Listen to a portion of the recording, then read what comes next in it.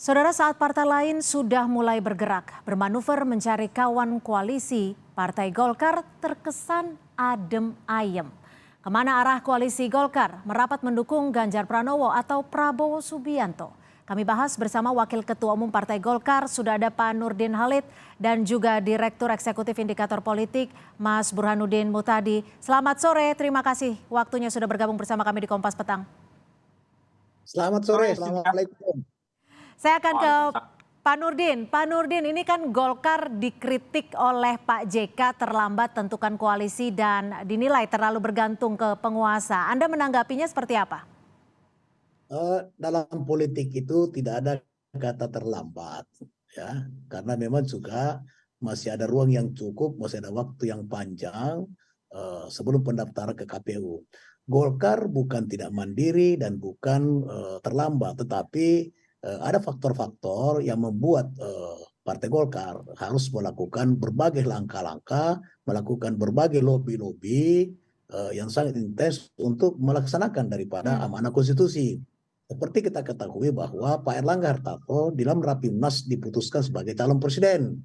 Sementara Partai Golkar belum memenuhi presidensial threshold atau belum memenuhi syarat untuk mendaftar karena Golkar tidak cukup. Oleh karena itu harus bekerja sama dengan partai lain. Nah, itu adalah prioritas yang harus dilakukan oleh ketua umum dan tim yang dibentuk untuk itu. Sehingga ini masih proses yang sangat dinamis. Nah, ketika misalnya Pak Erlangga sudah tidak memungkinkan untuk maju menjadi calon presiden, tentu bagaimana upaya untuk menjadi wakil presiden. Dan sekarang Pak Erlangga adalah sudah membuktikan dirinya dan memperlihatkan bahwa beliau adalah bukan sosok yang ambisius, beliau adalah sosok negarawan. Dengan bertemunya dengan Mbak Puan, itu pertanda bahwa ada sinyal yang sangat kuat, PDIP akan berkoalisi dengan Golkar akan berkoalisi dengan PDIP dengan diberinya tanda kasih sayang, tanda dengan bunga merah kuning. Itu adalah sinyal bahwa ada upaya untuk Golkar berkoalisi dengan PDIP. Namun sampai saat ini juga belum diumumkan karena Golkar tidak mau terburu-buru. Tidak mau terburu-buru, tapi peluangnya berapa persen nih untuk berkoalisi dengan PDIP?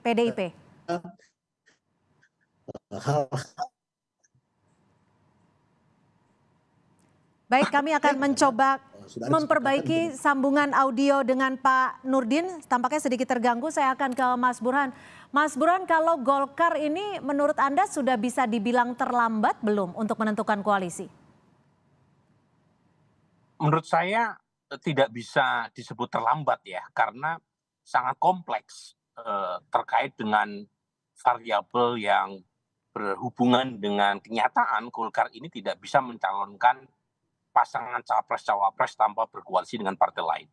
Dan dilihat dari sisi KIB yang dibentuk oleh Golkar, itu bahkan relatif lebih awal. Cuma masalahnya adalah KIB yang terdiri dari Golkar, PAN, dan P3 itu telanjur pecah, telanjur layu sebelum berkembang, seiring dengan pilihan P3 untuk bergabung dengan PDI Perjuangan. Nah, dua partai yang tersisa itu sebenarnya cukup untuk bisa membuat poros baru. Nah, masalahnya adalah PAN sendiri itu ingin menang karena 2 kali pilpres sebelumnya PAN itu kalah, dan karenanya kalau misalnya PAN berkomitmen membentuk poros baru bersama Golkar, tentu PAN akan sangat mempertimbangkan seberapa besar peluangnya untuk menang. Nah, dari data yang ada memang sulit kalau misalnya PAN dan Golkar bergabung dan mencalonkan capres dari tokoh internal mereka, itu kemungkinan untuk menang berat.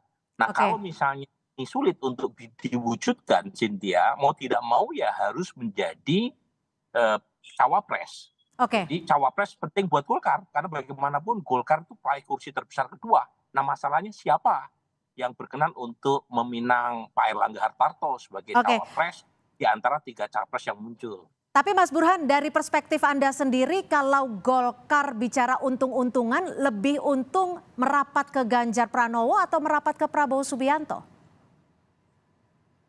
Nah, pertama kan di antara 3 nama, satu Ganjar, Prabowo, dan kemudian Anies Baswedan, siapa di antara mereka yang potensial memprioritaskan Pak Erlangga Hartarto sebagai cawapres? Itu dulu nih. Nah, kalau misalnya opsi cawapres ini sulit untuk diwujudkan karena pertimbangan banyak hal, misalnya soal elektabilitas personal, maka dicari opsi yang kedua, yaitu di antara 3 capres yang ada, mana yang memungkinkan untuk Golkar mendapatkan power sharing yang relatif besar sesuai dengan kursi yang diperoleh oleh Golkar di 2019 kemarin. Nah, bicara power sharing itu adalah bicara kemungkinan menang, Cynthia. Ya. Sebab kalau tidak menang, kan berarti nggak ada power sharing. Power sharing kan misalnya soal menteri yang diperoleh oleh Golkar. Nah, pada titik itu tinggal dihitung di antara 2 nama, yaitu Ganjar dan Prabowo yang potensial menang per hari ini, mana di antara mereka yang potensinya lebih besar untuk menang. Nah, dari sisi ini per hari ini sih Pak Prabowo head to head masih unggul dibanding Mas Ganjar. Oke. Tetapi kan masih 7 bulan.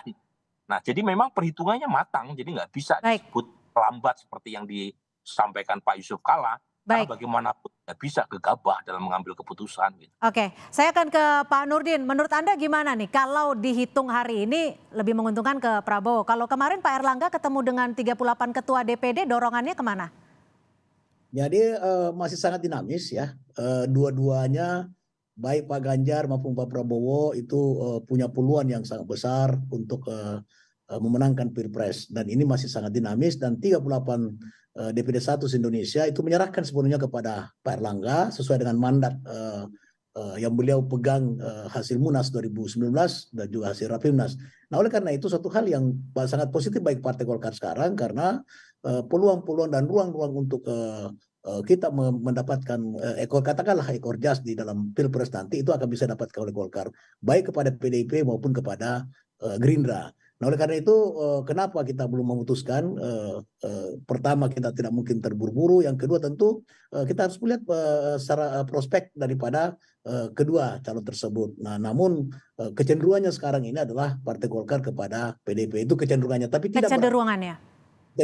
tidak berarti bahwa tidak ada ruang dan peluang kepada Gerindra. Semua kepentingan dan politik ini masih sangat dinamis bagi Partai Golkar, dan itulah keunggulan Partai Golkar, tidak terburu-buru memutuskan, tapi nanti tetap akan bisa. Kalau dari 38 ketua DPD Golkar mendorongnya kemana? 38 DPD menyerahkan sepenuhnya kepada Erlangga, mau ke PDIP, mau ke Gerindra. 38 DPD 1 itu tidak ada persentasenya ya Pak, bocoran? Tidak ada persentase, semua telah berdiskusi, berdebat, dan pada akhirnya memutuskan memberi kepercayaan penuh, mandat penuh kepada Pak Erlangga untuk memutuskan. Oke, baik. Kalau soal Pak Mas Burhan, kalau Golkar selama ini kan selalu dekat dan dinilai bergantung kepada penguasa seperti kritik dari Pak Yusuf Kalla. Kalau kacamata Anda melihatnya betul seperti itu? Begini Cynthia ya, di satu sisi secara substansi apa yang disampaikan Pak Yusuf Kalla ada benarnya. Bagaimanapun partai politik itu harus independen, ya harus mandiri. Tetapi saat yang sama jangan sampai kritik Pak JK itu kembali ke alamat pengirim. Karena bagaimanapun Pak JK pernah menjadi bagian dari kekuasaan. Jangan lupa ketika Pak JK unggul sebagai Ketua Umum Partai Golkar 2004 di Munas di Bali, mengalahkan Pak Akbar Tanjung, jangan lupa saat itu Pak Akbar Tanjung membawa Golkar sebagai pemenang pemilu. Tetapi Pak Akbar Tanjung kalah karena Akbar Tanjung saat itu menjadi bagian dari oposisi bersama Ibu Mega. Sementara pemenangnya adalah Pak SBY-JK. Seorang yang berhasil mengantarkan Golkar meraih kemenangan justru kalah oleh Pak JK yang saat itu terpilih sebagai cawapres. Jadi jangan sampai nih kritik Pak JK kembali ke alamat pengirim, karena bagaimanapun Pak JK pernah menjadi bagian dari kekuasaan. Tapi secara substansi benar. Jadi harus independen, harus otonom, harus mempertimbangkan kepentingan Partai Golkar sendiri dalam rangka memutuskan siapa capres-cawapres yang didukung oleh partai. Baik, terakhir saya akan ke Pak Nurdin. Pak Nurdin, tadi Anda menyebut cenderung ke PDI Perjuangan, apalagi sudah dikasih bunga merah dan juga kuning. Ini selanjutnya apa yang akan dilakukan? Apakah akan segera deklarasi? Ini tentu sekarang ini tim teknis bekerja untuk menyamakan dulu visi dan persepsi, visi dan misi daripada PDIP dan Golkar. Nah, hasil tim teknis nanti ini yang hasilnya itu nanti akan disampaikan kepada tentu masing-masing partai PDIP maupun kepada Golkar. Disitulah kemudian nanti akan ada lagi pertemuan lanjutan antara Ketua Umum dengan PDIP, barulah mengambil keputusan Baik. deklarasi. Tapi Partai Golkar telah memutuskan bahwa paling lambat sesudah 17 Agustus sudah ada kepastian. Oke, baik. Jadi sudah ada tanggal, sesudah 17 Agustus artinya akhir bulan Agustus sudah ada deklarasi, seperti itu ya Pak Nurdin. Terima kasih Wakil Ketua Umum Partai Golkar Pak Nurdin Halid dan juga Direktur Eksekutif Indikator Politik Pak Mas Burhanuddin Muhtadi sudah bergabung bersama kami di Kompas Petang. Selamat sore. Sore.